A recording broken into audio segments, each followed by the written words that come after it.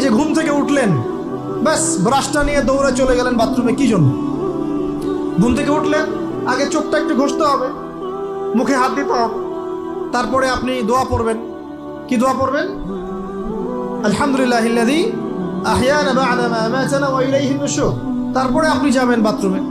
দোয়াটা না পড়ে কেন গেলেন? ঘুমাচ্ছেন, ঘুমানোর আগে আপনি অবশ্যই বলবেন।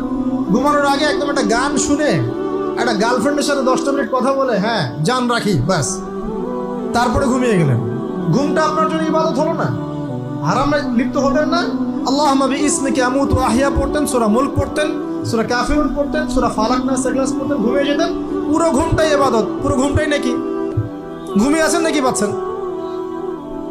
আপনি ইচ্ছাকৃতভাবে আপনার আমলটা নষ্ট করলেন। ইস্তেঞ্জা করতে গেছেন, ইস্তেঞ্জা করতে গিয়ে গান শুরু করে দিল বাথরুমে। বাথরুম সিঙ্গার আছে না কিছু? বাথরুমে গান গাওয়ার জায়গা নাকি? তো ওখানে গান শুরু করলো। বাথরুমে গান গাবেন কেন? আপনি ঢোকার সময় বলবেন কি? বিসমিল্লাহ আল্লাহুম্মা ইন্নী আউযু বিকা মিনাল খুবসি ওয়াল খাবাইস। এরপর ইস্তেঞ্জা করবেন, তারপরে আপনি গুফরানাকা বলে বের হয়ে আসবেন। পুরো ইস্তেঞ্জার সময়টুকু নাকি